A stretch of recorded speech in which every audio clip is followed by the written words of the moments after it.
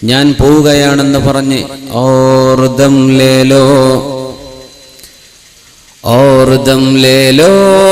ऐ खनीचाओं से उठने वाले और दम ले लो ऐ खनीचाओं से उठने वाले हम भी चलते हैं जरा खुश्क पसीना हो जाए. നല്ല സുന്ദരമായ തണുപ്പിൽ നിന്നും എഴുന്നേറ്റു പോകുന്ന മനുഷ്യ, ഔർ ദം ലേലോ, ഒന്നുകൂടെ വിശ്രമിച്ചുകൂടെ എന്ന് കൂടെയുള്ളവർ പറയുന്ന ഒരു നേരമുണ്ട്. ഇപ്പൊ പോണോ, മോളുടെ കല്യാണം കഴിഞ്ഞിട്ട് പോയാൽ പോരെ എന്ന് നാട്ടുകാർ ചോദിക്കുന്ന ഒരു നേരമുണ്ട്. ഔർ ദം ലേലോ, ഇത്ര മനോഹരമായൊരു വീട് വെച്ചിട്ട് അധികമൊന്നും താമസിച്ചില്ലല്ലോ, ഇപ്പോഴേ മണ്ണറയിലേക്ക് പോവാനായോ, കുറച്ച് കഴിഞ്ഞിട്ട് പോയാൽ പോരെ എന്ന് പരിസരങ്ങൾ വിളിച്ചു ചോദിക്കുന്ന ഒരു നേരമുണ്ട്. മക്കളെ യതീമുകളാക്കി കുട്ടിയുടെ പഠനം തീർന്നില്ല, കുട്ടി ഹൈസ്കൂളിൽ പോലും എത്തിയില്ലല്ലോ, കുഞ്ഞുങ്ങൾ പറക്കമുറ്റാത്ത പ്രായത്താണല്ലോ, ഈ കുഞ്ഞുങ്ങളെ യതീമാക്കി പോവണോ എന്ന് ഭാര്യ ചോദിക്കുന്ന ഒരു നേരമുണ്ട്. അല്ലാഹുവേ, 60-70 വയസ്സുള്ള ഞാനും എന്റെ ഭർത്താവിനെയും ബാക്കിയാക്കി 18, 19, 17, 20 വയസ്സുള്ള എന്റെ മക്കൾ പോകാറായോ, ഇത്ര നേരത്തെ വേണ്ടിയിരുന്നോ എന്ന് ഉമ്മമാരും അപ്പമാരും ചോദിക്കുന്ന ഒരു നേരമാണ്. ഔർ ദം ലേലോ ऐ खनीचाओं से उठने वाले, മനോഹരമായ തണുപ്പിൽ നിന്നും എഴുന്നേറ്റ് പോകുന്ന മനുഷ്യ, ഒന്നുകൂടെ വിശ്രമിച്ചുകൂടെ. ഹം ഭീ ചൽത്തെ ഹൈ, ഞങ്ങളും നിന്റെ കൂടെ വരാനിരിക്കുകയാണ്.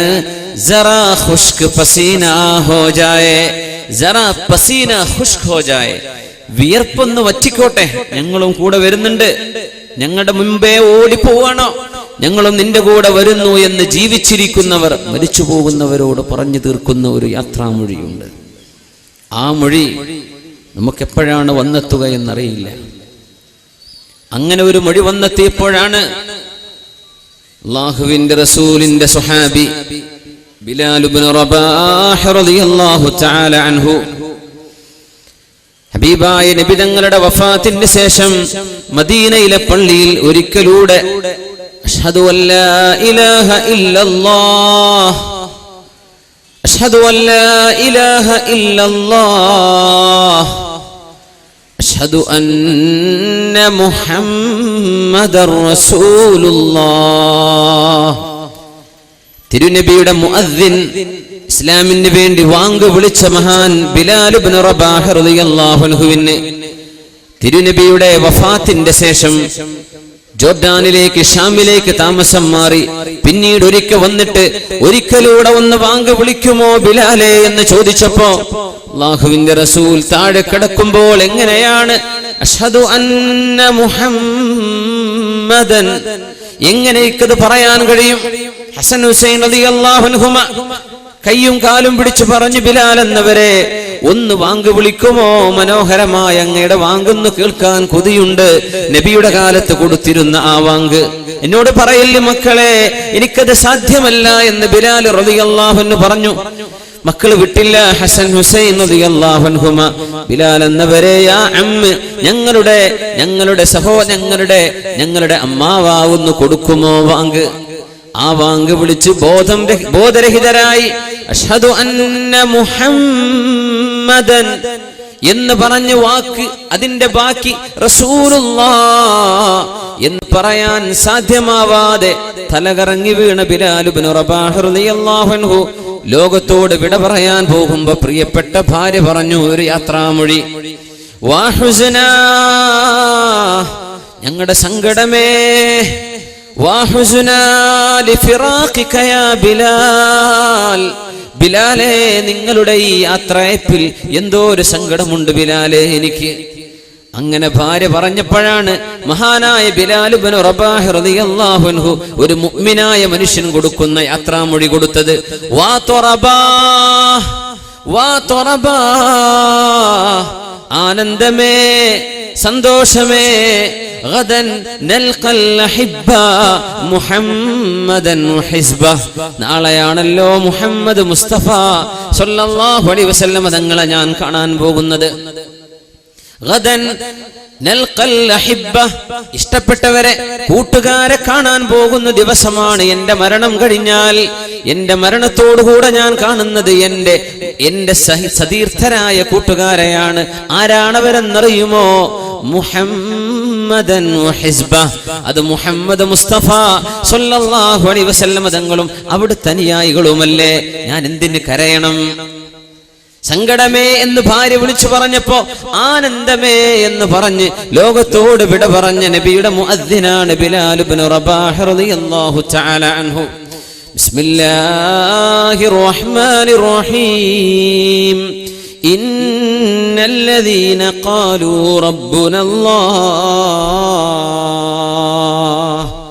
ഞങ്ങളുടെ രക്ഷിതാവ് അല്ലാഹുവാണെന്ന് പറയുകയും. എങ്ങനെ പറഞ്ഞു? നാവ് കൊണ്ട് മാത്രമല്ല, കർമ്മങ്ങളെ കൊണ്ട്, പ്രവൃത്തി കൊണ്ട്, ചിന്തകൾ കൊണ്ട്, എഴുതിവിടുന്ന വാക്കുകളെ കൊണ്ട്, പോസ്റ്റ് ചെയ്യുന്ന പോസ്റ്റുകളെ കൊണ്ട്, നിങ്ങൾ കൊടുത്തയക്കുന്ന ക്ലിപ്പുകളെ കൊണ്ടൊക്കെ അല്ലാഹുവാണ് ഞങ്ങളുടെ രക്ഷിതാവെന്ന് പറയുകയും സുമ്മസ്തഖാമു, എന്നിട്ട് ഇസ്ലാമിന്റെ നേർവഴിയിൽ ജീവിക്കുകയും ചെയ്ത ആളുകൾ, അവർക്ക് എന്ത് സംഭവിക്കും? ഈ ലോകത്തോട് യാത്ര പറഞ്ഞരങ്ങൊഴിയുമ്പോൾ തതനസ്സലു അലൈഹിമുൽ മലായിക, അല്ലാഹുവിന്റെ മാലാഖമാർ ഭൂമിയിലേക്ക് ഇറങ്ങി വരും. മലക്കുകൾ വരും. ആ മലക്കുകളെയാണ് ഉമർ ഇബ്നു അബ്ദുൽ അസീസ് റളിയല്ലാഹു അൻഹു കണ്ടത്. ആരാണവർ? ഉമർ റളിയല്ലാഹു അൻഹുവിന്റെ പേരക്കുട്ടി. ആ പേരക്കുട്ടിയോ മഹാനായ ഉമർ ഫാറൂഖ് തങ്ങൾ മദീന ചുറ്റുമ്പോഴാണ് ഒരു ഉമ്മ മോളോട് പാലിൽ വെള്ളം ചേർക്കണമെന്ന് പറഞ്ഞപ്പോ, ഉമ്മ അത് ഉമർ എന്നവർ പാടില്ലെന്ന് പറഞ്ഞിട്ടില്ലേ? മോളെ, ഉമർ എന്നവർ കാണില്ലല്ലോ. ഈ പാതിരാ നേരത്ത് ആര് കാണാൻ? ഉമർ എവിടെ? ഉമ്മ വഅൈന റബ്ബു ഉമർ, ഉമർ എന്നവരുടെ റബ്ബില്ലേ, അല്ലാഹു കാണുന്നില്ലേ എന്ന് പറഞ്ഞപ്പോ ആ പെൺകുട്ടിയെ എന്റെ മകന് ഭാര്യയായി വേണമെന്ന് നിശ്ചയിച്ച് സ്വന്തം മകന് കല്യാണം കഴിച്ചു കൊടുത്ത ഉമർ ഇബ്നുൽ ഖത്താബ് റളിയല്ലാഹു അൻഹു. ആ പരമ്പരയിൽ ജനിച്ച പേരക്കുട്ടിയാണ് ഉമർ ഇബ്നു അബ്ദുൽ അസീസ് റളിയല്ലാഹു അൻഹു.